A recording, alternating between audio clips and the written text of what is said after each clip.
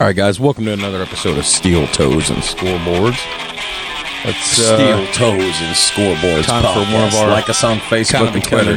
Hey, and Kurt, more, you want a hot take? And more thing here, our little mini Roach should be in episodes, the our Hall of Weeknight Fame. Chronicles. He was a great two-strike hitter.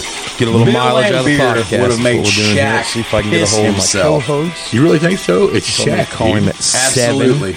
Oh, for sure. Fun fact, Kurt. I love deep stats. Good research, bro. Get a hold of the Word association. Greatest of all time. Tell me how you really feel about pro sports. I'm sorry, the person you These were trying to contracts reach has a are out voicemail of box. control. fudge. Some people might not like that. Well, I'm going to piss some people off. Well, I mean, you sure will. We tried You're this the one baseball time, guru, though, and man. it kept going straight to Shout the out to my voicemail. coach, Joe And Rodmaker. I figured that out because I was trying to Well, call it him. is a digital world And he's these trying days. to call me, and we did this back and forth for like I'm an 10 minutes, and I analog got man. so mad I threw my phone. Tiger and Woods, Mount 2 minutes Rushmore, later, bro. he called it. Coach Bobby Knight. IU misses him, Try it no one more time. doubt. Times have changed. But for the better of I'm the worse. sorry, the person you were trying to No, reach that's- has a that's voicemail arguable. box that has I'll not tell been you right set now, up though, yet. Please it's try your call again modern later. age. I'm not Goodbye. drug testing for pot anymore in any sport. It's a You know, damn I'm one of plant. these people that don't even use voicemails hardly anymore. I only check my voicemail to get rid of the icon on my phone. I'm a Because fountain. anything that can be said can be said in Pro text. wrestling. Sure bet. Sure But at bet. the same time, it Sound like Adam aggravates Sweet. me when Sure people bet. don't have their voicemail He was a role box model for set up. millions. Rest in peace, Mamba. This big dummy. Team Ali. Team Tyson. You know what? Fuck it. You're baseball's new commissioner. I So don't I want that guess job. I'll just start rolling tape here just Oh, without him. shit. Come on, bro. And, if it's by Magic myself, versus it's Bird. by What a myself. rivalry. Okay. Okay. Boost You know, ratings. the whole point of these Ashes weeknight in the episodes seat. were just to You know what? put Hot a little take, more mileage out of tap this the mic. thing at the time because I was He's the spending so best much I've ever time on seen. our Nobody compares to top him. 25 point guard at episode, his which we legacy. still have to finish. All right, guys. Another 10th episode of place is Steel a tie. Toes We and still have to do the Scoreboards other- coming to you now. The second number 10 all the way down through 1, and we'll be doing that next weekend. I'm down to number 7 on the notes, so I still have some more notes to do. But while I was working on this magnum opus episode here, we weren't really putting anything out, so that's when we come up with the idea to get a little more justification out of paying $39.99 a month for Podbean hosting. But anyways, the whole premise of these are just mini episodes, easy listening, hour and a half, hour and 45 minutes tops, versus 3.5, 4 hours like we normally do. So there's always a lot to cover, but I don't put as much into it, so I'll try one more time. And if not, then I'll just roll by myself, and if he calls in, he calls in. I'm sorry, the person you were trying to reach has a voicemail box that has not been set up. I hate doing these by myself. I suck at this. Trying to do this by myself. But all right. So looks like for now we're flying solo. But I wanted to start because we got a kick out of this. You know, I keep asking every so often, and we're going to do a future episode one day. It's on our episode list about NASCAR. Is NASCAR a dying sport now? You think about NASCAR racing, you know, I think of all the hard-nosed stuff that happened in the 80s, you know, the 90s, and just how much of a hard-nosed sport it was. Guys talk shit, they raced hard, bumping and clipping into the wall. But we're living in a different era. It's more modern times. Everything's more friendly. Everything's more sportsmanlike. And especially in 2022, we're living in PC times. So there was some shit that went down in NASCAR over the weekend that landed Denny Hamlin in a shitload of trouble. And word came down yesterday, I think it was, NASCAR's ordered Denny Hamlin to attend a sensitivity training class that must be completed by the end of the week. This stems from over the weekend, he posted an anti-Asian meme from Family Guy. And as a huge proponent of Family Guy, let me tell you, some of the stuff they do is not exactly very classy. But he posted an anti-Asian meme from Family Guy to criticize Kyle Larson's driving at the last lap this past weekend at Talladega. Hamlin would delete the tweet about 24 hours later on Monday And he would apologize, and he would say, quote, "I took down the post I made earlier today after reading some of the comments. It was a poor choice of memes, and I saw how it was offensive. It came across totally wrong." Hamlin, for those of you that don't know much about NASCAR, Hamlin's, he's a solid name in the sport. He's a 3-time Daytona 500 winner. He drives a Toyota for Joe Gibbs Racing, but he also owns 23X Racing with Michael Jordan, fielding 2 cars supported by Japanese automaker, one driven by Bubba Wallace, who's right now the only black driver at NASCAR's top level. Hamlin is also good friends with Kyle Larson, the reigning Cup Series champion, who got suspended by NASCAR for almost all of the 2020 season for using a racial slur during an online race. Larson's half Japanese. So there's a lot of connecting factors, here. And on Sunday at Talladega, Larson was in second going into the final turn. He made his move for the win. He moved up the track a couple lanes, and that caused one of Hamlin's drivers, Kurt Busch, to crash in a wreck that collected up Bubba Wallace. The meme basically was reflecting the stereotype about Asian drivers. Yeah, so Hamlin's tweet stayed active for about 8 hours before it was deleted and taken down. Then Toyota decided to issue a statement supporting NASCAR's punishment. They would say that we have spoken with Denny Hamlin regarding his tweet from yesterday. Toyota supports NASCAR's decision to mandate sensitivity training for Denny, and we will all move forward together. NASCAR's rulebook now has a section that says its members shall not make or cause to be made a public statement or communication that criticizes, ridicules, or disparages another person based on race, color, creed, gender, sexual orientation, religion, age, etc. I just think it's kind of... I shouldn't say I think it's funny, because somebody's going to sit out here and want to twist my words around or twist Kurt's words around, even though Kurt's not here.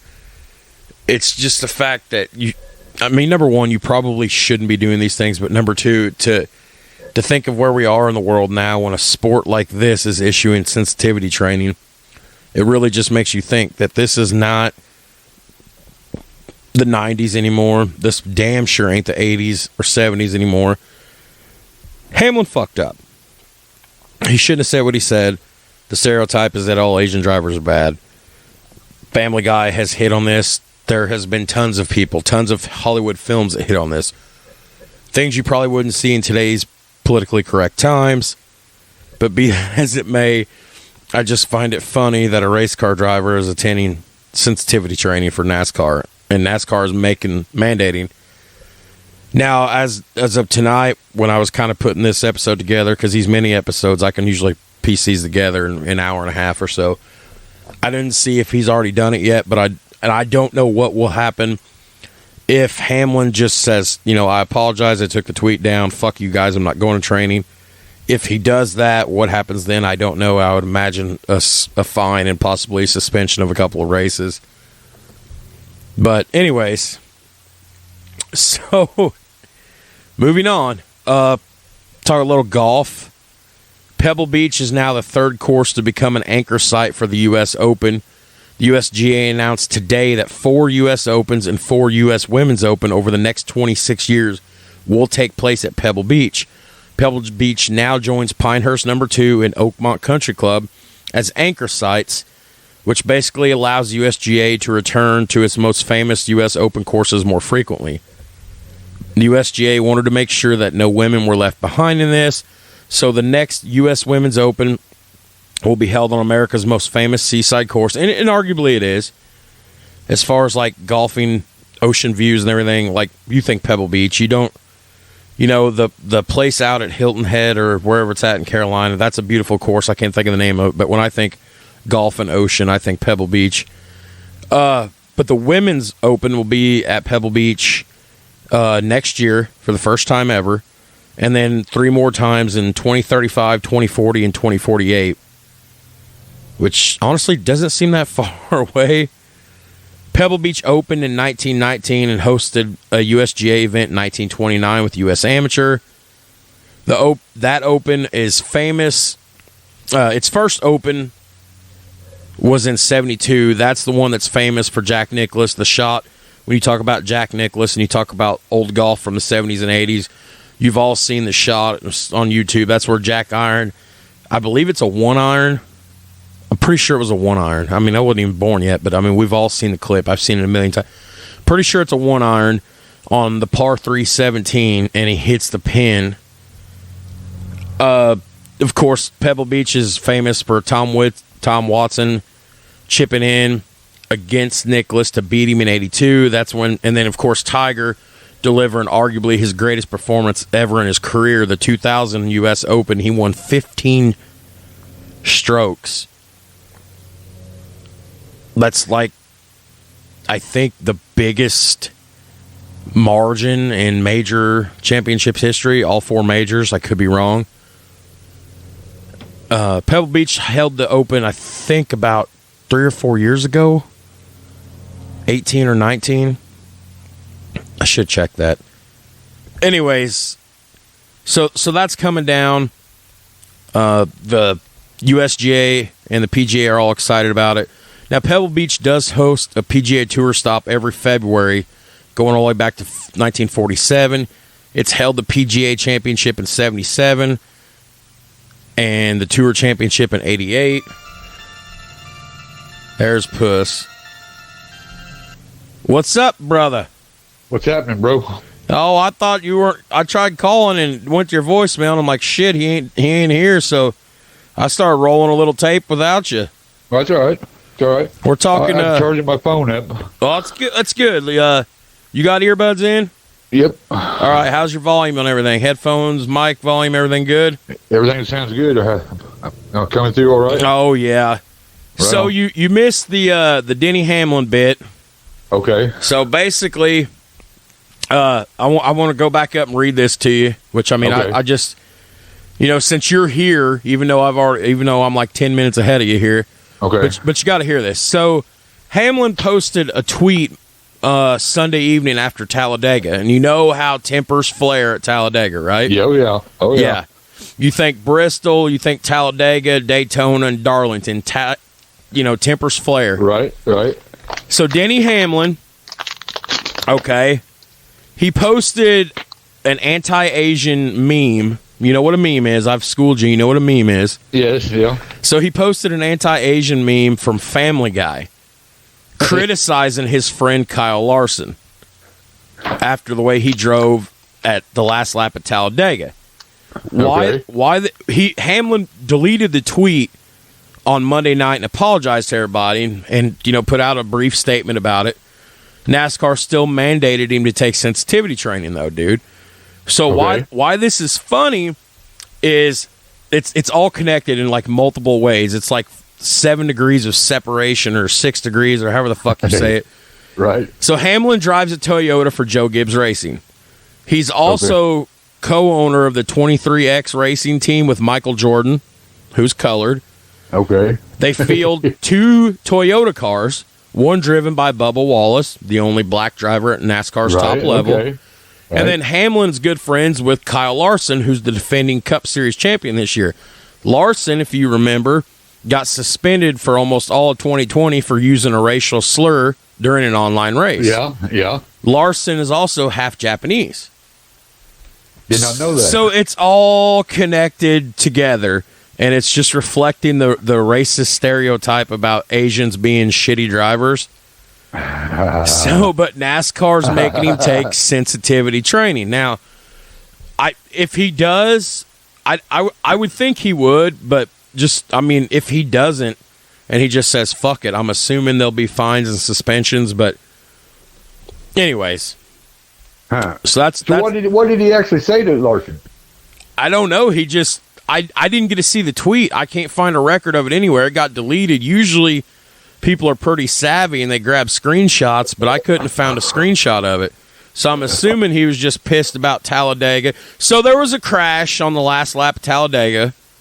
Okay. And, even though Hamlin's driving for Joe Gibbs, Hamlin still owns the other team with Michael Jordan. There was a crash involving Kurt Busch and Bubba Wallace and Larson and just a whole bunch of other shit, and he got a little butthurt. Okay. So you didn't miss much, because then I jumped to Pebble Beach. Basically, Pebble Beach is becoming the third, like, backup anchor site for all the opens coming up. Okay. So you really didn't miss much, because now we're getting ready to jump forward. I want to talk to you. I was telling you about this at the end of the day today, and we was getting ready to leave, you and I. I was talking about Peyton Manning and Demarius Thomas. Yes. Yeah. So, Hall of Famer, my second favorite quarterback. Besides United. Besides Johnny Unitas, who were both Colts, by the way. Colts, by the way, yeah, for sure. So, Manning partnered with Georgia Tech, which is where Demarius Thomas went to college at, to create a scholarship to honor his former Denver Bronco teammate, Demarius Thomas. Demarius passed away back in December at age 33. What? So I don't think I put it. I think I put it in my notes. I mean, I don't have to scroll down. I remember it was something to do with a heart attack or a seizure or something. Huh. So basically, Excuse me. oh man, that must have been a good one right there, huh? Oh yeah, for sure. So it's called the Demarius Thomas Scholarship Fund, and it'll award academic scholarships to incoming freshmen from Lawrence County, Georgia, which is where Thomas was born and raised. Full or partial scholarships will be awarded annually. Students will receive scholarships until they graduate. Peyton Manning quoted today in a statement saying, "Demarius was an incredibly talented and unselfish teammate, but more importantly, he was a special person and one of my best friends. My family and I miss him dearly, and we wanted to honor DT's memory by partnering with our Payback Foundation," and Payback is spelled P-E-Y. So, and just really, I just now got that. Yeah, P-E-Y. Payback. That's clever. So, through this scholarship to Georgia Tech, Demarius will have a lasting impact on the deserving youth from his hometown area who can follow in his footsteps to accomplish great things. Georgia Tech would announce later today that August 8th will be recognized as Demarius Thomas Day each year because he wore number 8 in college, and then he wore number 88 in the NFL. The Yellow Jackets will wear a number 8 decal on their helmets this year, and the school basically said, "We're very thankful to Peyton and Ashley." Peyton's a wonderful wife. She's a very sweet lady, by the way. Not that I've ever met her, but, I mean, everybody talks about her. But anyways, Demarius Thomas was a first-round pick by the Broncos in the 2010 draft. He spent 9 seasons with the team, including all 4 of Manning's seasons in Denver. He finishes his career, and here's a little trivia for you. He finished his career as the Broncos' second leading receiver at 9,055 yards behind only one guy. Shannon Sharp. Nope. Nope. You're close. Who, if you couldn't say Shannon Sharp, who'd be the other guy you'd say? Oh, dude. Oh, come on. It's right there, son. Think 90s receivers. It's right there. I'm not sure. I'm going to be like, when you say it, I'm going to be like, oh, yeah. Rod Smith. Rod Smith, okay. He's third in franchise history in catches with 655 receptions behind Rod Smith and Hall of Famer Shannon Sharp. For some reason, I thought it would have been Shannon Sharp. But when Peyton come to town in 2012, Thomas would blow the fuck up, having at least 90 catches and 1,300 yards in 4 consecutive seasons, joining Hall of Famers Marvin Harrison, who also played with Peyton, Jerry Rice, and Torrey Holt. Man, that's pretty good company. And then here, just because you know I love this, Peyton Manning's ridiculous 2013 season. Yeah. Denver scored a single season record 606 points. Thomas finished with 14 touchdowns that year to go with 1,700 yards. Man, that was a good team, dude. Them guys were tough. And we got, well, I shouldn't say we. I'm a Colts fan, but I was pulling for Peyton. I'm always going to be. They got rolled 43-8 in the Super Bowl. Homer. Homer, he says. They got rolled. They got rolled in the Super Bowl by Mr. Wilson. They punked them out, dude. Oh God! First play of the game or first possession, and that's a bad snap. Hell yeah, it was. It was over from that point on. Wow. All right. moving on. Yep. This one you're going to get a kick out of. So the United States Custom and Border Protection, so U.S. Customs, how the fuck is this going to tie into an episode of Steel Toes and Scoreboards? You got to wonder. But I'm sure. Here we go. Okay. You haven't been playing on your phone at all the last day or two? You haven't seen any news about the U.S. Customs and how it would relate to sports? You have no idea where I'm going with this? I have no idea, dude. Okay, we're going to have some puck talks. This is revolving around puck talk. Well, puck it. Let's just talk puck it. Let's do it. Yeah. The U.S. Customs seized 10 counterfeit 1936 Detroit Red Wings Stanley Cup rings. Shut up. Nuh-uh. For trademark violations. Really? Okay. Customs officers at the Port of Champlain facility found the rings valued at $15,000 earlier this month after examining a shipment. Customs said the shipment violated the intellectual property rights of the Red Wings trademarks. Okay. So hang on, because this is important for us because we always play audio on the show. Intellectual property rights pertain to products that infringe upon U.S. trademarks, copyrights, and patents. Other violations can include misclassification of merchandise, false country of origin markings, health and safety issues, and violations. The Red Wings have won 11 Stanley Cups, the first two coming in 36 and 37 behind Hall of Famer Sid Howe. Detroit beat the Maple Leafs 3-1 in winning the Cup in 36. No other information is available at this time, but this is an ongoing issue. Dun, dun, dun, dun, dun, dun. What's going on there? I don't know, man. Weird. Wait.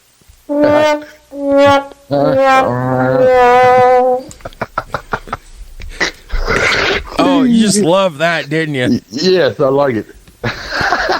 Okay. So, you want to continue with a little puck talk momentarily? Yeah, puck it, bring it on. So, Josie Suarez, my goaltender, Nashville Predators, left Tuesday night's 5-4 loss to the Calgary Flames in the third period with an apparent foot injury. He went to the bench early in the game after an interference penalty. Not early, later in the game. They looked at his ankle. The goalie left the ice without putting any weight on his foot. He limped to the locker room. So they didn't have any updates about this as I came home from work and started piecing this episode together. And then right before I got ready to hit record, they came down with an announcement on him. Let me scroll down here. So what they're going to do is they have 2 or 3 games left in the regular season. They've already clinched a playoff berth. They clinched it last night, but they're not going to play him in the final 2 regular season games. They're bound for the playoffs. They're going to rest him. They're going to recall Connor Ingram. Now, Connor's playing right now in the minors in the AHL. Connor played early in the season a few times. Connor looked sharp between the irons. I'm not worried. We've already got we've already got a playoff berth, so I could give a fuck less if we drop the next 2 games. Right. But he suffered a lower body injury. They're going to hold him out for a little bit. No other information is available on this yet. So here's to hoping. Yeah. Now, you guys got to have somebody protect the net there. Well, yeah. Sure. So let me go back up. You got to go make a trade, maybe. Well, I fuck trade deadline. Yeah. Over, that's right. But it's just funny because you and I talked. We got into the playoffs, even though we lost, because Dallas beat Vegas last night.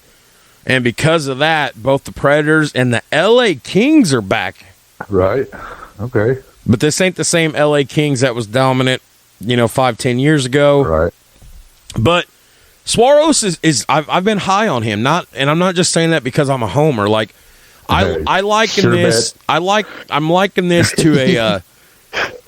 I know. I heard you. I'm liking this to a Peyton Manning to Andrew Luck to a Brett Favre to Aaron Rodgers type thing. Like Suarez was, he was kind of around. We had, in my opinion, the best goalie in the league for several seasons of Pekka Rinne. Right. He's Pecker, good. Pecker rides off into the sunset, retirement. Here comes Suarez, and he's been one of the top goalies this year. He's 38, 25, and 3 in 67 starts this season. The most for any goalie in the league. He played in his first All-Star game this season. And, going into last night, he had a .918 save percentage, 4 shutouts, and is fourth among goalies in the league right now with an average of 31.6 goals saved.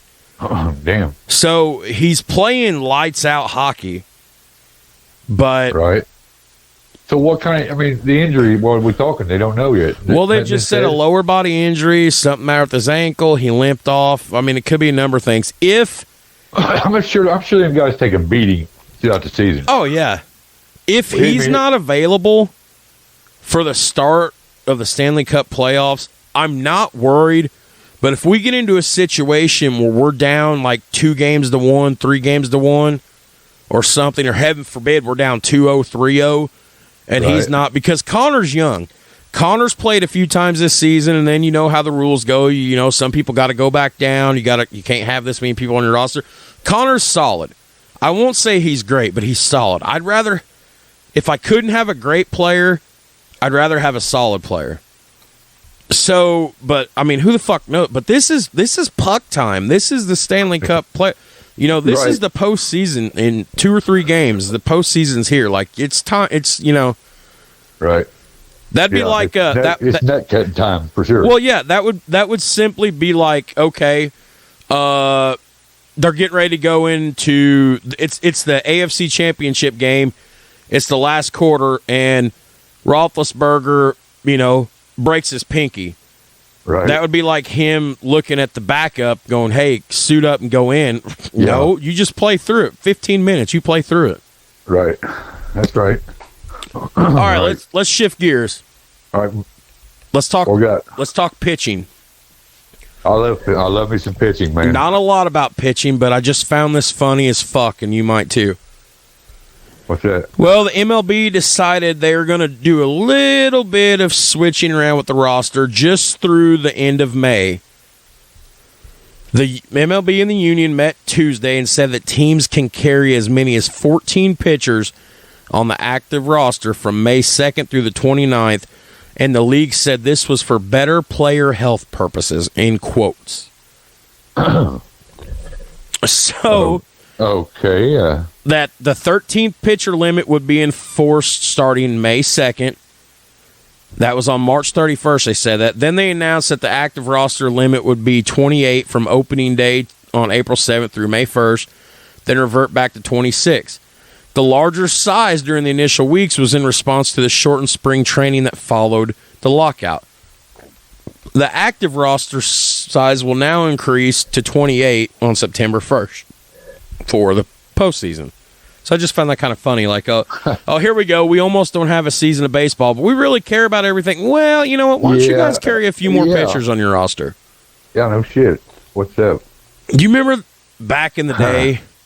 Like it was obviously different when you were growing up. It was different when I was growing up too in the 90s, but back when you had pitchers pitching 200, 300, 400 innings in a season. Yeah, that's crazy. They were letting guys simply get out there and rake for 7, 8, 9 innings a game. Some guys was pitching complete games. Oh, yeah. Anyways. And way back when, they did that, and they played like 20-some innings, too. Yeah.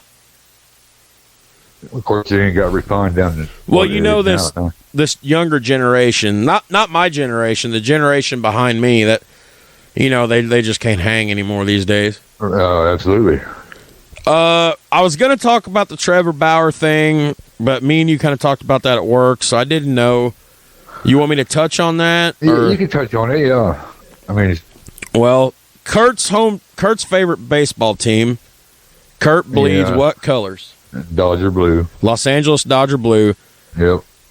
They're one of their pitchers, and honestly, he's a fairly decent pitcher. Trevor Bauer filed a lawsuit Monday against the San Diego woman who accused him of sexual assault last year. He's claiming defamation of character and interference while seeking an unspecified amount of money and punitive damages. This is because he says the woman fabricated allegations of sexual assault, pursued bogus criminal and civil actions, made false and malicious statements, and generated a media blitz all based on her lies and her bullshit in an attempt to garner attention for herself and extort me out of millions of dollars. Oh, touche. Huh? Touche. So it's, this woman's apparently, if I remember right from last year, because you and I talked about this, we didn't talk about this on any podcast, but you and I talked about this. She, I guess, pursued a restraining order against him, stating that, and fuck it, I'm not going to pull no punches here. He took consensual sex too far and said it was rough. He countered to saying she wanted it rough. He would allege that she asked him to choke her while having sex, which she later would admit that she did consent to being choked. She wanted to be choked, but at first she wouldn't admit to it.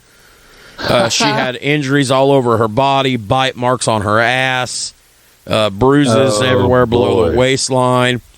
So, he's saying she asked for this, and then, of course, she's going to counter and say, no, I didn't.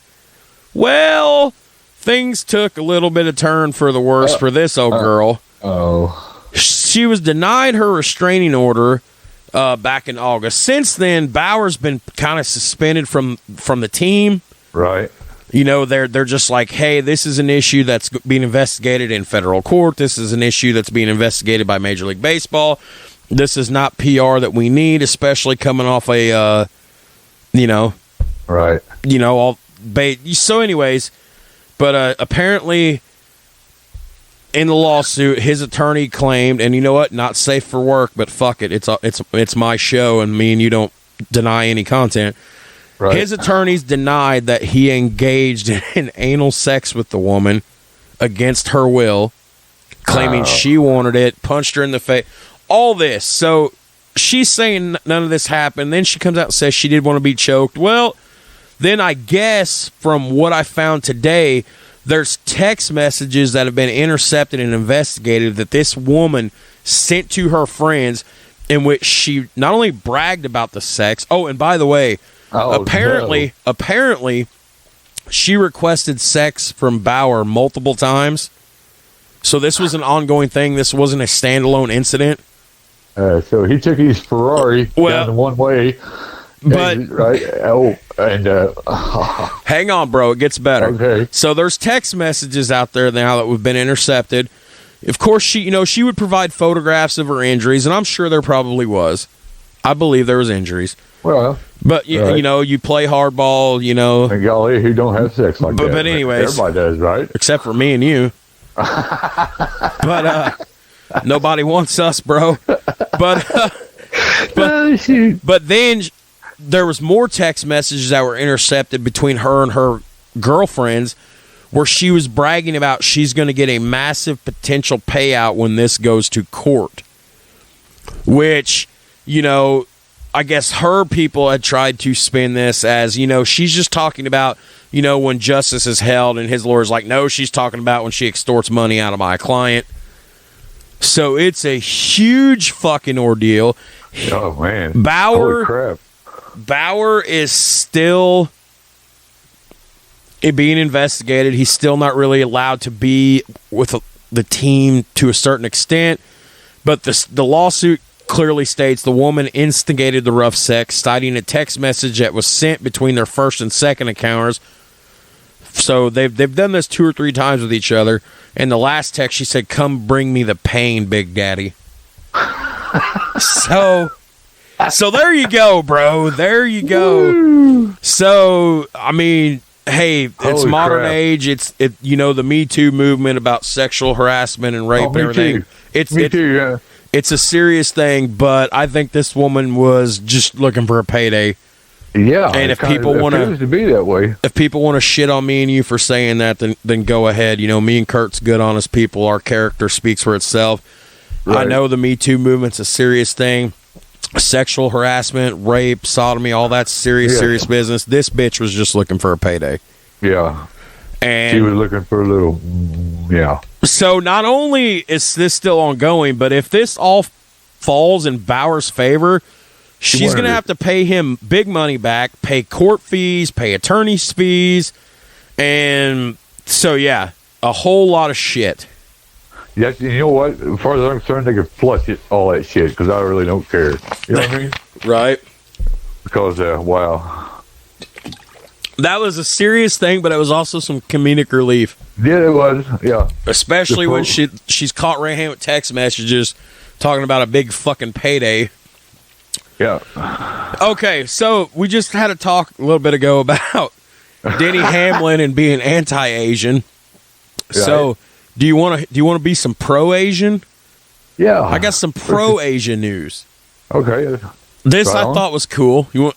UFC and Dana White announced earlier this week that it's going to stage an 8-man tournament across 4 men's weight classes later this year in the hopes of continuing to bring in new Asian talent. It's called the Road to UFC. It's an initiative that's going to start June 9 and 10th and will take place in Singapore. The UFC is hosting a pay-per-view event that same weekend, and the tournament's going to air on ESPN+. They've not revealed any of the contestants yet, but the athletes are expected to come from Japan, Korea, Philippines, Indonesia, Thailand, and the UFC Training Academy. They opened a performance institute in China about 5 years ago. So, good being, internationally, including other people. Absolutely. And then an 8-man tournament. An 8-man tournament. Huh. That'd be interesting. Yeah. And then this is the last 4 items I got. And, we're only a few minutes into this, so it's going to take us a minute. We got some, in addition to all the other bullshit we do, we got some boxing stuff to talk about. Yeah, okay. You and I, not only here on the mic, but at work and when I'm at your house, we're starting to talk a lot more boxing. Oh, yeah, I like me some boxing. Because, I'm getting back into boxing again, and, it's kind of taken a back seat the last 15, 20 years to the UFC. It has, yes. But, there's some exciting shit going on in boxing right now. Yeah. So, the first thing I want to talk about is you didn't know anything about this till I told you today, but Mike Tyson punched a guy in the fucking face on an airplane the other day. Don't fuck with the champion, all right? So it don't matter. It don't matter where you are in the world. Everybody knows what TMZ is. Yes. It's that Los Angeles-based California news outlet. They have funny shit, dude. So TMZ Sports obtained the video showing Tyson whopping this guy, and if you go look online, if you hop in your Google machine and you put Mike Tyson punch airplane, the dude's face is it's not like his face is broken, but he's cut the fuck up from Tyson's knuckles.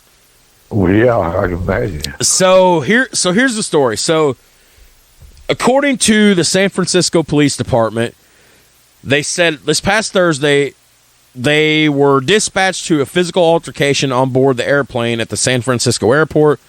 The department wouldn't identify the individuals involved, although it was later informed that former heavyweight champion of the world Mike Tyson was involved. The video, you can see a man sitting behind Tyson who's repeatedly been trying to speak with him, and Tyson's a celebrity. Tyson's a heavyweight champion, and sometimes celebrities don't want to be bothered, and even if you decide to bother a celebrity that don't want to be bothered, I wouldn't make it a celebrity whose job is contact sports like boxing, wrestling, MMA. Well, the guy wasn't real happy that Tyson was ignoring him. Oh. So he continued to fuck with Tyson. Oh, boy. And I guess he threw... Here you are. Picture this. You're shaking the hornet's nest. Yeah. Literally. I'm dead serious, Kurt. Think about what I just said. They're famous people. They're celebrities. They're pro athletes. They don't want to be fucked with. So if you decide you're still going to go ahead with that issue, make sure the guy is not a combat sports guy, like a boxer, no shit. a MMA fighter, a pro wrestler. So apparently the guy had enough of being ignored by Tyson, and he threw a water bottle at him. And that was the powder keg. That was the match, the powder keg of dynamite. Tyson got up, turned around, and fucking waylaid on the dude. Well, I mean, yeah, come on. So far, you take a stick and you see a hornet's nest, you poke it once, okay? Yeah. And the hive starts going, and you think, well, let's do it that's again. funny you said that. I was talking to my dad last night. I seen a video about a hornet's nest on Facebook. You know how these people got rid of this hornet's nest? This was in like, I think he said it was like in Australia. You know what they did? They shot an M80 into the fucking hornet's nest, took off running, and one guy was filming from a distance, and then that fucking thing exploded. No. And I don't like thinking to myself, I hope they exploded too, because if not, Yeah. you're going to die. Yeah, basically. But anyways, and Tyson's had some public run-ins with the people before. There was the rape case in the 90s. Right. There was the incident, and a couple years after I was born in L.A., I remember reading about that, where he beat the shit out of a couple parking lot attendants. But anyways, no charges have been pressed against Titan. I said Tyson. Titan. Yeah, he is a Titan. He is, for sure. But he's too busy with shit now. Even though he knocked the fuck out of a guy, don't get excited. He's not coming back to the ring. He came back for one exhibition fight, a year and a half ago with Roy Jones Jr. Right. Tyson's busy. You know what he does with his time nowadays? No. He's focusing on his line of legalized marijuana. Right on. And his podcast, Hot Boxing with Mike Tyson. Yeah. Did I ever tell you about that? Did I tell you Tyson did a podcast? You know how everybody makes fun of the way Tyson talks? Yeah. And how he says really stupid shit like we do? Yeah. It's amazing, though, when he's got a mic in front of him and it's his own fucking podcast with his own crew of production engineers, he sounds just fine. Really? He's still got the list. Show, dude. Let's get him on the show. Let me call him right now, bro. Yeah, right. Let me call Mike Tyson right now. Yeah. I'll tell you, yeah. How old do you think he is? That I do not know. 51. You're close. He's a little bit old. He's 55 years of age. Okay. And I guarantee he could still knock me and you the fuck out. Well, yeah. Yeah. Iron Mike. Man, that would have been a killer fight, dude. Him and Ali. That is still... at this point now that we've done like over 30 episodes, and I'm really pushing. I really want... I need to set a reasonable number, but I'm really pushing because we're coming up on the 1 year anniversary in a few weeks. Right. So I'm really pushing with... I would be happy to get another 30 done. I would be happy if we hit 75 episodes by December of total. There's no way we're going to do 75 this year unless we're doing it every week, or multiple times a week. But by the end of the year, our total episodes so far, I'd be happy if we hit 75. But still, to this day, it's hard now to pick because it's like asking you to pick between the boys. It's like asking me to pick between my boy and the girls. Right. It's hard to pick a favorite episode. It's like picking your favorite kid. Right. But I will say this. The Tyson versus Ali's in the top 5. Oh, yeah. I had a lot of fun with that. I had a lot of fun with Magic versus Bird. I like the little poll we did there before the show there at work. That was pretty good. Man, we ought to do that again. Put a poll out there. We picked up a new listener this week. He's a Pens fan, a Pirate. He's an all Pittsburgh sports fan. Okay. Lives in Jasper, works at Kimball. He's probably mad at me. Oh yeah, he sent me a nice little paragraph. He goes, "The guy's a lifelong Steeler." Anyways. Kurt got some shit for his rankings of the Steelers back in our July episode. Check it out in our archives, podbean.com, Steel Toes and Scoreboard. Yeah. Who made the list and who didn't? I got my reasons. All right. Hey, man, the top 10 was pretty solid. He's just a little pissed that AB tied in there at 10, but the top 10, I mean, we had some good, Mike Webster was on that list. Jack Lambert was on that list. Oh, yeah. I had him fucking sweating it the whole time, thinking I didn't put Mean Joe Green in at number 1. Because he said he listened to the episode and we got the honorable mention list, and the first name I mentioned was Joe Green. He said, I was ready to turn that son of a bitch off right there. I mean, that's where it all started. The whole Steeler Nation thing started with Joe Green. Mean Joe. Do you remember the Coke commercial? Oh, yeah. Today, that's still probably one of the greatest sports commercials ever. Yes. He gives him his jersey and he gives him his Coke. Yep, for sure. I remember that. That's iconic as fuck, dude. All right, moving on, because we're the next 3 or 4 things are. Homer, we keep talking about the Steelers. We'll do another Steelers episode sometime. Right on. Top 10 Steeler plays of all time. The Immaculate Reception, number 1. I heard about that today. A guy at work argued that about Franco. He said, well, he caught the Immaculate Reception. How can he have butterfingers? Who said that? I want names. Who said that? Buff. Oh, Buff. Yep, Buff. He's not a Steelers fan, is he? Yeah, he is. Oh, he is a Steelers guy? Yes. He was arguing. He said, you know who he said it first? Who should be number 1? Lynn Swan. Now, don't get me wrong. Swanee was great. Did we put Lynn Swan on the list? I don't even remember. I think he might have made, for sure, honorable mention. I'll have to go back and look. I don't remember who made the list. But he's trying to tell me he belonged at number 1. No. Oh, man. I love doing this podcast. You know, this podcast is going to continue. Even with the new changes that's coming for me. Yeah. So. Just keep bringing me the news information, man. I like it. We just touched on some pretty cool stuff. Not really cool stuff, I guess. And we still got 5 pages of potential episodes, and I'm still putting more on the list every day. Well, not every day. After we get done with this part 3 of the Point Guard episode, which I told everybody we'll do that next weekend, was when you and I finish that up. Yeah. But because it's kid weekend this weekend, and me and Bentley's going to Oak Grove, Kentucky. Going to watch some NWA wrestling, the National Wrestling Alliance. Some wrestling. Front row tickets. I got us front row tickets. Only cost me $75 for 2 front row tickets. Dude. There you go. Anyways, it's down there by Fort Campbell. Okay. We'll be 45 minutes from where I built that log cabin in the fall of 2019. Right on. But anyways, we got to move on. Yeah, okay. Oscar De La Hoya is in some shit now. There was a civil lawsuit filed against him in Los Angeles Wednesday and his tequila brand Casa Mexico and sexual assault. A former employee of Casa Mexico alleges in the filing that De La Hoya sexually harassed her and sexually assaulted her on 2 separate occasions.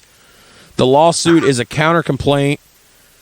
So the survivor of this... Yeah, here we go again. Damn him and his little hombre. Damn it, guys, come on now. Wait, hang on, I haven't hit it yet. Wait, there we go. There you go. Okay. Okay. That make you feel better? Yeah.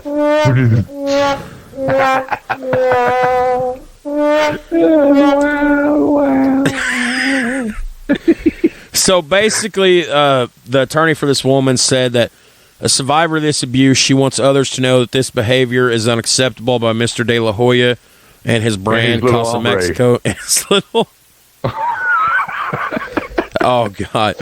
She alleges that on the first night there, while visiting the brand's distillery, that De La Hoya knocked on her hotel room door. When she opened the door, she saw... Here you go. I'm going to get ready to hit it for you. When she opened the door, she saw De La Hoya standing with his pants down around his ankles in a full erection. Oh, a little longer. Damn it. That's the wrong one. I redid the sound pad. I'm fucking up where all the buttons are. Not an erection, no. That's what it says, full erection. She claims he then forced his way into her room and got in her bed. he pushed. His little hombre grew up. Oh my God! All right, that's it. I'm stopped. The next morning, he didn't show. He failed to show up for his meeting to tour the distillery. The woman claims she went to his room and woke him up, and then he pulled her into his bed and sexually assaulted her. If that's the real case, anybody's shame on him. Yeah, fuck him. Yeah. He's in some shit anyways. Our last weeknight episode, we talked a little bit about boxing, and, he kind of shit the bed. He's kind of in some shit over not paying guys their money. And Right. anyways, so De La Hoya and Mario Lopez are listed as partners in the Casa Mexico on the company's website. Mario Lopez, for those of you 90 babies like me, who was born in 87 and was watching good TV back in the early 90s, Mario Lopez played A.C. Slater on Saved by the Bell. Yep.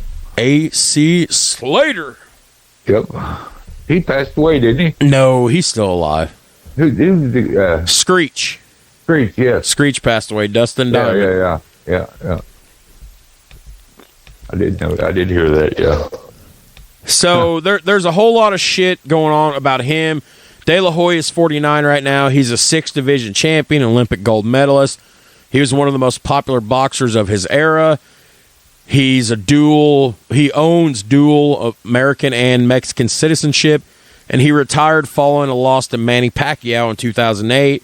He was scheduled to return to the ring last year, but withdrew after coming down with COVID. He has now said he will not step in the ring again. So, all right. So I got 2 more boxing things. Saving some meat and taters for last. I like meat and taters. Yeah. I'm fat, dude. Me too, dude. So Saturday afternoon, this past Saturday, across the pond, Wembley Stadium, 94,000 fucking people. Dillian White, Tyson Fury. Yes. World Heavyweight Championship on the line. 2 large men. 2 very large heavyweights. And I don't care what anybody says. Boxing's great. I love boxing. But women's boxing at any division or men's heavyweight boxing is where it's at. Right. I know some people are going to say that's violent. No, you see 2 women in good shape boxing and beating the shit out of each other like they're men, and they're settling in the ring, and it's warrior versus warrior. That's some dope shit. Yeah, for sure, yeah. So anyways, Saturday, this went down. I did catch me some highlights of it. You did? Yeah. So you're starting to get more into boxing because I'm getting more into boxing. Probably. So I since Tyson, I really boxing was, it just went underground or something, So didn't hear much. To talk about this, I got to skip forward to something in the notes and then skip back. So anyway, I think it was the 6th round. Tyson set up the fight-ending shot with a jab. He threw 143 punches in the fight. The uppercut, and I have to tell this part to get back to the part I want to tell. The uppercut would just send, if you've seen it, dropped White to the mat. So Dillian White's 34. He was fighting for the heavyweight title for the first time. He waited more than 1,600 days as the WBC's #1 contender, and he used every ounce of strength he had left to beat the referee's count. He was asked to walk forward to prove that he was ready, but then he tumbled in the ropes, and the ref went ahead and shut it down. Now, across boxing, in the sport of boxing, and believe me, we'll talk about this more in boxing episodes, but there's 4 governing bodies in boxing. There's the WBC, the WBA, the WBO, and the IBF. There's 4 governing bodies in boxing. That's why you hear about all these champions. Each governing body has its own representative as a champion, but then when you start, you get your undisputed and your unanimous. You got this guy fights this champion, this guy fights this champion. Well, then one heavyweight has 3 of the body champions. So it's a lot of confusing. Would get into it more eventually, but after the fight, Tyson said that he's done. He's 33 years old. He said, I've done everything asked of me. I've done more promotion, more interviews than any heavyweight probably has. I go above and beyond with all these shows I fought on. I definitely deserve to be able to make the choice where I think it benefits me most. I've given 20 years of my life to boxing, amateur and professional. I've had my brains beat in. I've been put down. I've been rocked. I've been cut. I've had tough fights, draws. I've had wins. I've suffered horrible losses. I've boxed all over the world. How much blood can you get out of a stone? I feel like this is it for me. Although there's been some clamoring now in the last few. There already was. You know I love the word clamor. Yes. There's been some clamoring for a number of years, but now that he's, kind of giving the impression he's mulling over retirement. Right. Alexander Usyk, there's a fight people want to see between them two for the unanimous undisputed title because, if memory serves me correct, Usyk should hold the IBF, WBO, and WBA heavyweight title, while Tyson Fury has the WBC. So, and for those of you that are kind of know what I don't, the you think of boxing, you think of all the championship belts, but you always think of the one belt that stands out because it's green.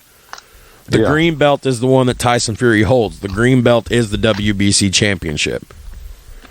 But as far as a breakdown of the fight here, Tyson Fury threw 243 punches, landed 76. Dillian White threw 171 and only landed 29. That's 17%. Yeah, not very.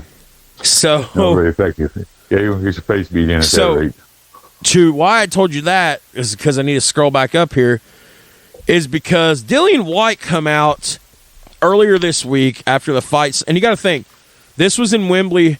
This fight kicked off. They started marching to the ring about 3-4 o'clock in the afternoon over here in America. It was already 10, 11 o'clock at night over there in England. So Monday, Sky Sports Net, who's one of the leading sports broadcast stations in the UK, White said Fury broke rules by pushing him after a stunning uppercut in the 6th round.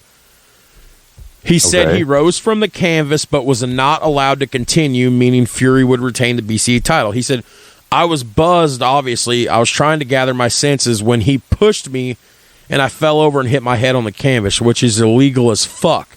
This isn't professional wrestling. This isn't mixed martial arts. This is goddamn boxing. I should have been allowed extra time to recover and then carried on fighting.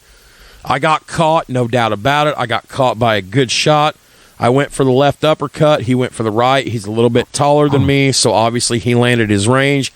I was hurt. I was trying to get to my senses, and he two-handed pushed me. It wasn't like a one-arm bump. I should have had time to recover, go back to my corner. Tyson Fury can get away with a lot of things, but apparently not me. So now Dillian White is pissed, demanding he should get a rematch. He deserves a rematch. That's the fight that everybody wants to see. So, what did he do for Fury? I'd fight him again. Well, here's the thing, though. So now Fury's 32-0 at 23 knockouts, and like I said, he said after this fight he'll probably retire, keeping a promise he made to his wife. Although Paris Fury, his wife, her name's Paris. How cool is that? She admitted he could be enticed by a one more fight. Would it be a unification bout with Alexander Usyk? Although Usyk is going to face heavyweight Anthony Joshua for the WBA, IBF, WBO, and IBO, which nobody cares about the IBO yet. Anyways, so who knows what's going to happen there, but 94,000 people. This is arguably, to me, this was probably the third biggest fight in boxing this year. Okay. I think the biggest fight is this weekend, although it could be argued that what's coming in September will be probably the biggest fight. I don't know. I'm really excited. For those of you guys that, want to hear more about this, check out our last Weeknight Chronicles episode we did a couple weeks ago where where I really laid into what I'm getting ready to talk about next. I've already talked about it at length. I'm just going to touch on it again. But Saturday night, this coming Saturday, and it's live on pay-per-view, and I won't be there to watch it because me and my boy are going to be sitting front row for some old school NWA professional wrestling. Wrestling. That's right. Okay, before I get into this, I keep talking to NWA, and you're thinking NWA. Yes and no. This is the NWA that you grew up on, but it's different. Right. It's different now. Okay. You remember the old school Ric Flairs and everybody, the NWA. So the NWA, for all intents, yes, yeah, for all intents and purposes, the NWA back in the day was just a bunch of regional promotions under one umbrella called the National Wrestling Alliance, with one goal in mind: to put Vince McMahon's father, Vince McMahon Sr., out of business. Now, the NWA is a standalone brand. They do not really, they don't really harbor a bunch of other promotions. It is its own brand, owned and funded by Smashing Pumpkins lead guitarist and lead vocalist William Patrick Corgan. Really? Yes, you heard that right. And all the listeners. Billy Corgan from the Smashing Pumpkins, the music you were listening to in the early 90s. Rage. Yeah. Yeah. Oh, yeah. He is the owner and and lead investor, top investor of the National Wrestling Alliance. He bought the company in 2017, completely gutted it, made it a standalone. And let me tell you something. I check out their TV shows on Tuesday nights on Fight Network and on YouTube. They have a 30-minute YouTube show on Saturdays. Right. It gives off the 80s vibe because they're in a television studio. There's probably 50 people in attendance. And that's what we're going to go see this weekend, me and my boy. Cool, front row.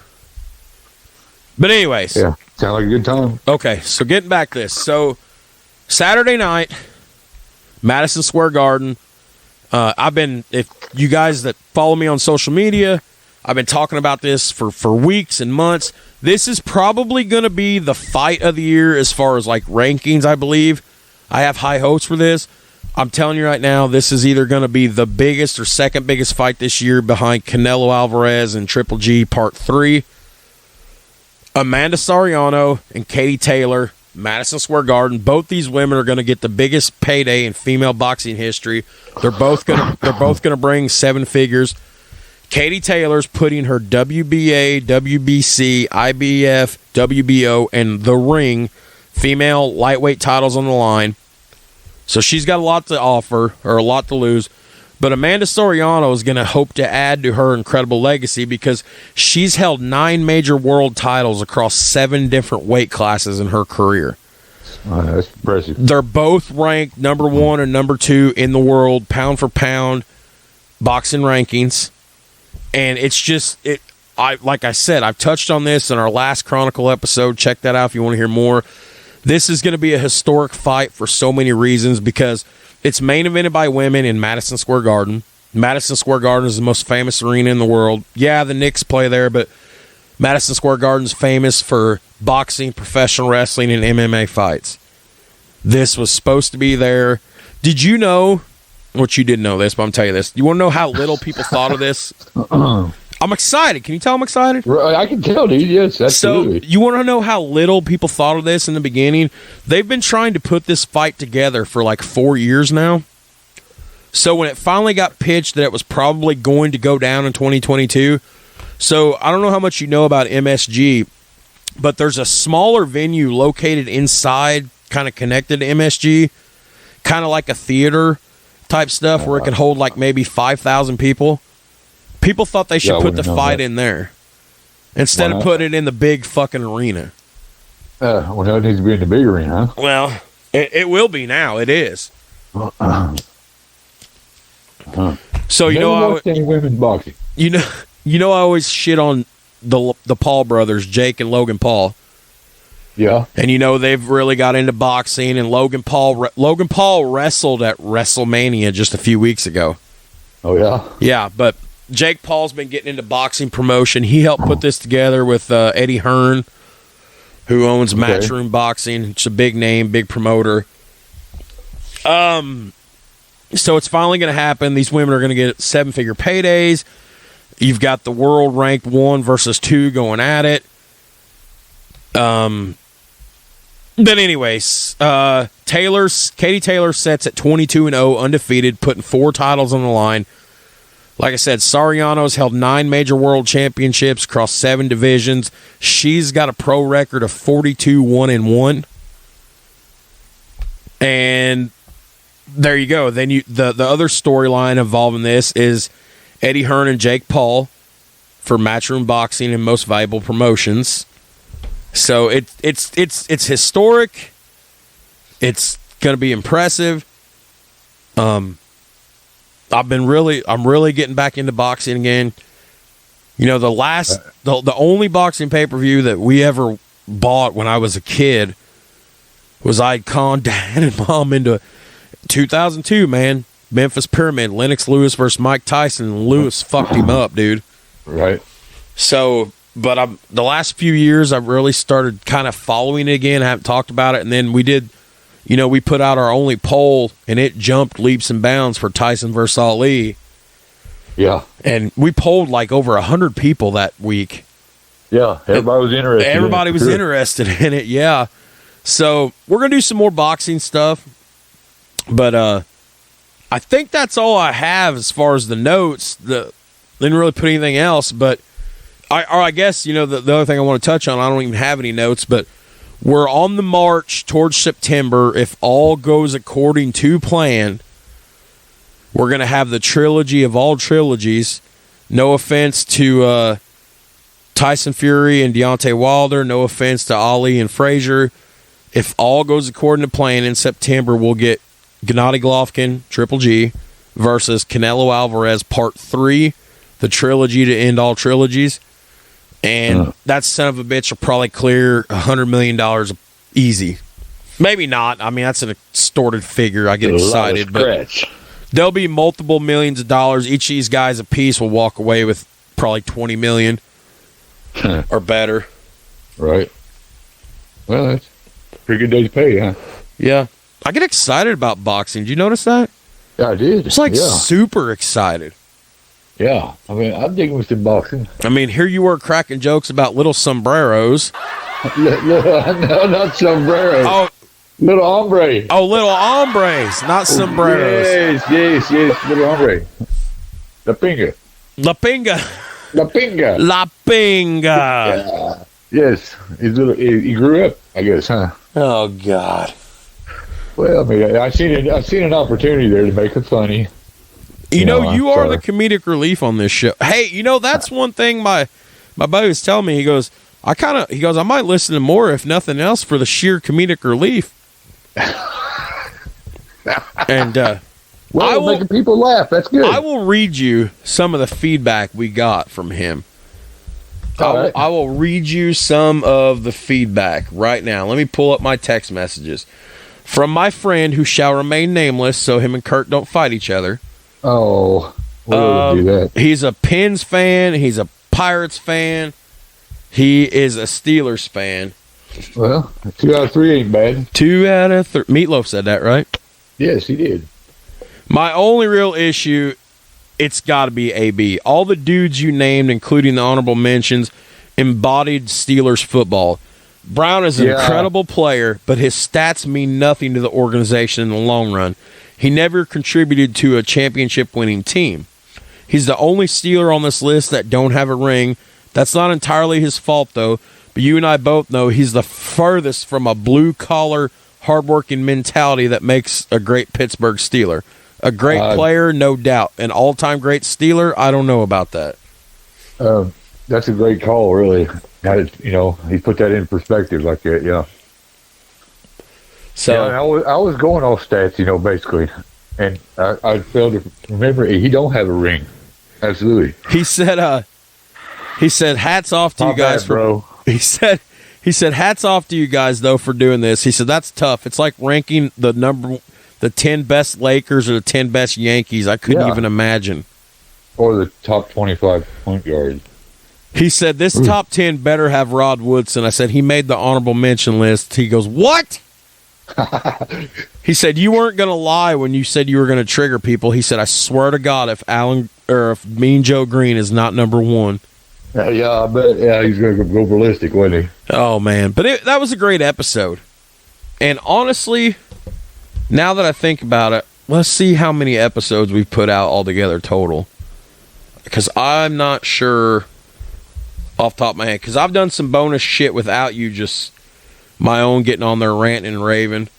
Right. So we've done 37 episodes altogether. So 29 of them have featured me and you. Right. 20, more like 30, because I think me and you did a bonus episode together. But yeah. So yeah, that's all I got. Unless you want to ad lib a little bit for our Weeknight Chronicles. What's your buddy's name? Tyson. I shit you not, it's Tyson, like Mike Tyson. That's his first name, Tyson. Well, I apologize for not having someone else on the list. And Heinz Ward would have been more. Maybe we should have switched Heinz Ward's with AB. Yes. I think I got caught up in laughing at the sideshow that AB became, right. And it was just comical to me. Yeah, it's not Steeler way, no. No. That's okay though. Well, we got a bunch of now we're out and talking about it. We got a bunch of the last few years we had too many of them prima donna type wide receivers. Yeah, dancing on somebody else's midfield. That's not Steeler way. We let our game do the talking, or we did. You know what I just thought about? We did not talk about any NBA. So while I've got the computer in front of me with my notes, why don't we just you want to just real quick breeze through what's going on in the NBA playoffs? Yeah, yep. So let's check the standings here, because they're already in the postseason, but it'll give an idea of who's who, where's where. I wonder if I can see postseason NBA here. Oh shit! I hit baseball. Whoops! No wonder these weren't had. Here we go. Playoff matchups. Whoop! I was like, what the hell? Technical difficulty. Yeah. So somebody advanced last night, anyways. So the 1-seeded Heat, they shut down the 8-seeded Atlanta Hawks. They 4-1. So Miami's moving on. Jimmy Butler is still playing in Miami, is he not? Yeah, I think so. And then great playoff player, dude. I mean, Boston's the 2 seed. They sent Brooklyn packing, 4-game swept. Kyrie Irving, think about this. Think about the players that Kevin Durant and Kyrie Irving are. Think about the players they are. Yeah, KD ring chase. Kyrie stayed in Cleveland. He got his ring with LeBron, then he left. But think about the player that these two are together. Think about the players that these two are their careers by themselves. These are probably guys that could be Naismith Hall of Famers one day. Yes. And for the first time in their careers now, they were swept. In the first round of the postseason. Could it be Father Time? I don't know. I mean, it's been around for a while, time flies, man. Right now, Game 5 is going on between the 3-seeded Milwaukee Bucks and the 6-seeded Chicago Bulls. I don't have an update on the score. I didn't pull it up, but Milwaukee's up 3-1 in the Eastern Conference. I think they might repeat. Yeah, they very well might. Tomorrow night we have Game 6 between the 76ers and the Raptors. That's your 4 versus 5 seed matchup. 76ers are up 3-2. And I don't see any reason why the 76ers couldn't, close it out.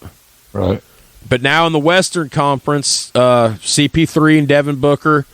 Devin Booker will be out. It was out for Game 5, which I believe was last night. He didn't play. He's got a hamstring or something. I remember seeing it come across Facebook during lunch yesterday. But the Phoenix Suns, the 1 seed. Their Pelicans are the 8th seed. Now, right now, Phoenix is up 3-2. CP3, man. Yeah. CP3 needs his ring. Yeah, he does. I agree. So, going on to the Western Conference Finals, continuing. The Memphis Grizzlies, the 2 seed. The Minnesota Timberwolves, the 7 seed. Last night, the Timberwolves were up, and then they shit the bed. The Grizzlies come back to beat them 111-109. Memphis leads the series 3-2. What else we got here, Dirty Curdy? So then the 3 seed, Golden State Warriors. Yeah. They kick off tonight at 10 p.m. They're playing the 6-seeded Denver Nuggets. They're up 3-1. The Nuggets were, I guess the thing earlier today that they're still not worried. Well, if you're down 3-1 against Steph Curry and Klay Thompson, you're not worried. Yeah, well, you wanted the IQ at this point, right? Yeah. And then you best be worried. And then your 4 versus 5 seed matchup. The Dallas Mavericks are the 4 seed. Utah Jazz are the 5th seed. They play Game 6 tomorrow night. Mavericks lead the Jazz 3-2 right now. So, I can't believe they'd be saying that. They ain't worried. Oh, and they're 1 3-pointer away from the elimination. You know, up 2 with 5 seconds to go, and all of a sudden Curry hits one from anywhere. And the NBA fined Utah Jazz standout Rudy Gobert for who, by the way, Rudy Gobert was the first player in in the Big Four in 2020 to test positive for COVID. Right. That's where I made the joke the day after it happened. I stole a meme and I made the joke that Rudy Gobert should win the 2019-2020 Defensive Player of the Year because the man literally shut the entire league down.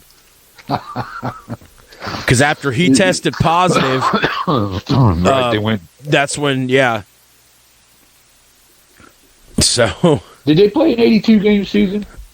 Well, they did. They came back fit because when they shut the league down, they had already had I'm pretty sure they already had the All-Star break. I'm pretty sure they shut down in March or it might have been February. I know the NHL was the first league to shut down, but MLB was still in the off season. Football just ended, so the NHL I think pulled the trigger first on shutting down. Which, by the way, on our list of episodes, our number 2 episode that's listed on there to cover was 2020 COVID era sports, how COVID just changed professional sports.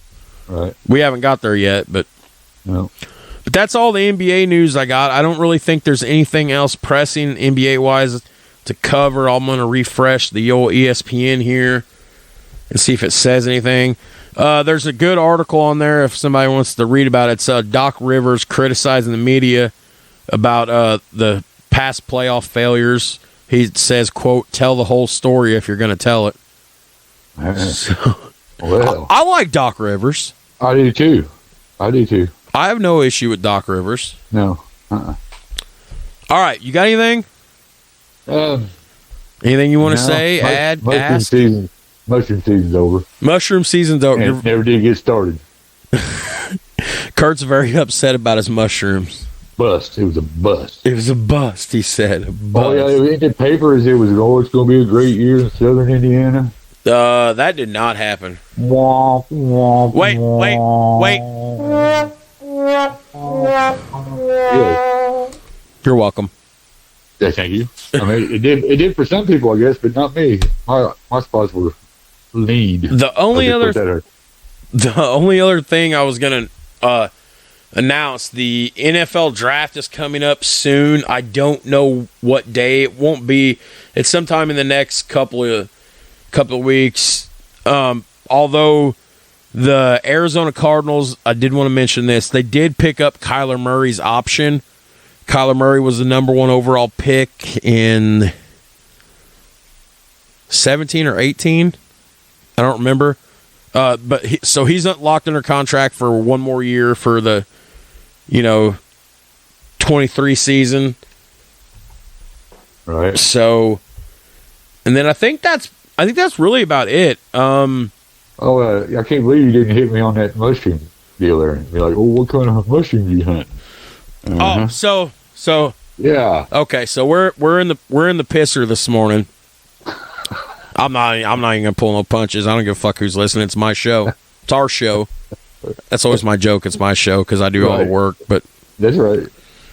We're in the pisser this morning, and I'm over there, and I hear Kurt come in. He's talking to somebody, and he's talking about mushrooms, and then he was talking about the guys, and then I made the joke. The problem is this guy. There's a guy we work with who's a good guy, but I always crack the joke he's burnt. This dude smoked a shitload of pot in his day, and I think he's done some other stuff too.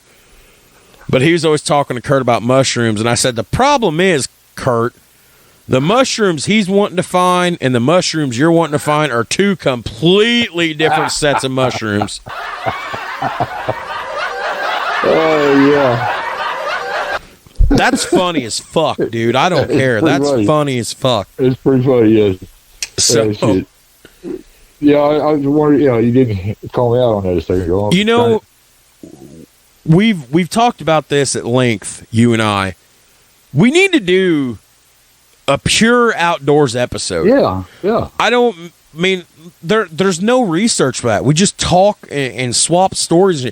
And I mean a pure outdoors episode. I mean, I'm talking about mushroom hunting, fishing, turkey hunting, deer hunting, coyote hunting. Basically, going just an outdoors episode. And experience is the only thing I got to offer right there. Yeah, it'd be fun. What's your? I'm trying to think. I did go out and get a new card, obviously, or else we wouldn't be recording this episode.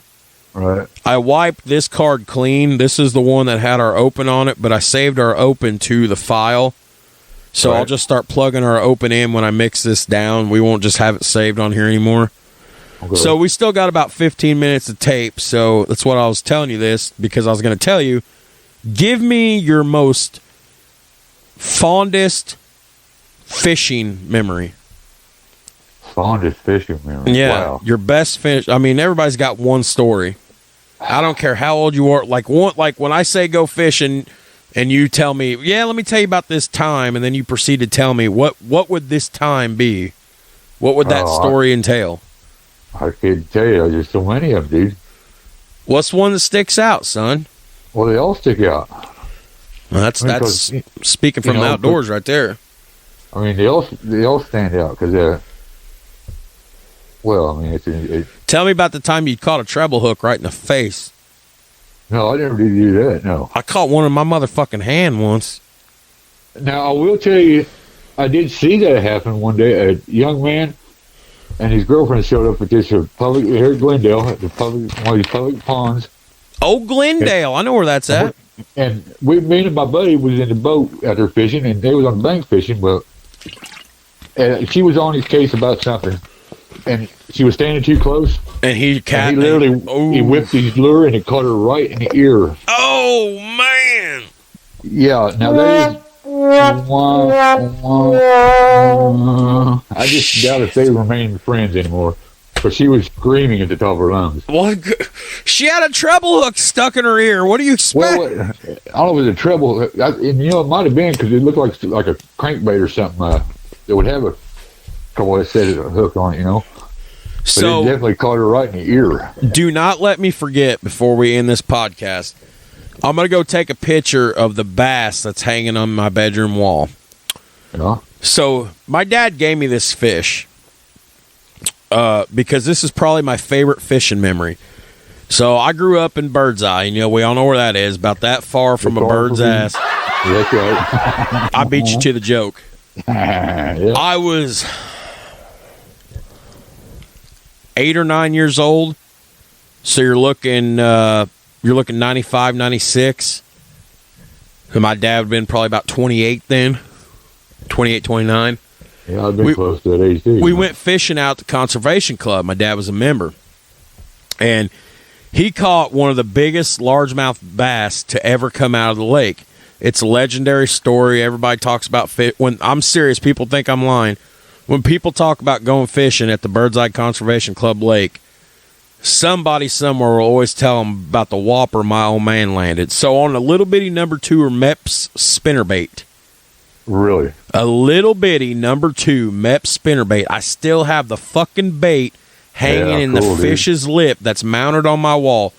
My dad caught this son of a bitch, and I've never seen my dad struggle to get something. Like, I thought as a little boy, like, he was reeling fucking the Loch Ness Monster in on this little bitty crankbait. It wasn't a Zebco reel either. I don't remember what it was. I think he still got the pole. I don't remember what the pole was. I know it wasn't an old Zebco 33 or nothing like that. And he pulled this son of a bitch out.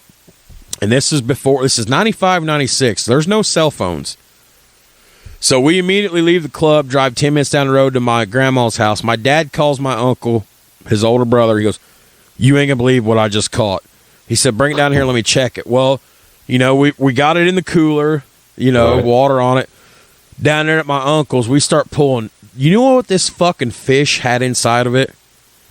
We pulled out a little bitty 3-foot water snake. Yeah. Pulled out 2 catfish, small ones. Yeah. 2 bluegill. Really? And a crappie. Really? How big was the fish? What did he weigh? I don't remember the weight. I'd have to ask my dad, but I'm guessing this is easily 8, like 9 pounds? No, it's more like 12, 13-pound bass. Really? I'm going to take a picture because it's hanging on my wall and show you tomorrow. This is an absolute monster. The biggest bass I ever seen was a buddy of mine caught it was 9 pounds. This had to be like 11 or 12. I'll shit you not, Kurt. When you see the size of it, a water snake and a water snake, 2 catfish, bluegill, and a crappie. Inside of it. Your old man caught him on a little bit. I shit you not, bro. I swear on my mother's headstone, an old number 2 Mepps spinnerbait. I'll be dang. People's like, that's not true. I'm like, there's the loot. I was there. Right. That's a good story, dude. I like it. You're thinking, it ain't a bigger than 9 pound. Wait till you see the picture tomorrow. No, I believe you, dude. If it had all that in its gut, it's got to be a huge bass. I mean, holy shit. I mean, that's what holy I've crap. never in my life personally seen a fish that big that somebody has caught around here since then. I mean, I know they're out there. I know people have. I'm not saying my dad's God or nothing. But like that, I've seen in person in the bed of somebody's cooler. I'm like, holy shit, I've not seen one that big. Now, don't tell me he was using a freaking 33 Zebco. He wasn't. It wasn't an old Zebco 33, I don't think. I think what I'm trying to say is I think it was a little bit older of a pole. Right. I don't remember, but everybody's like, you can't catch that on a number 2 spinnerbait. Yeah, you can. White and red Mepps number 2 spinner, son. I bet that was an epic fight. It was, dude, slashing around everywhere. I heard so many new cuss words at my tender age that day. Somewhere there's a picture, and my dad when I was young growing up, the first 9-10 years of my life, my dad just wore a mustache, looked like a fucking 70s porno guy. There's a picture of him with a cigarette with a Marlboro Red in his mouth and this gay ass mustache and his Ditto Sales uniform shirt on and a smile on his face as big as my ass is today. Oh shit. So you heard all kinds of new language that night, huh? I learned. That was the first time I ever heard the phrase, "you Babylonian bastard." I'm like, what the fuck does Babylonian mean? I've heard of Babylon. What is Babylonian? You Babylonian bastard. He was caught up in it for sure. Dude. That's funny. That's a good story. I will show you that picture tomorrow. What?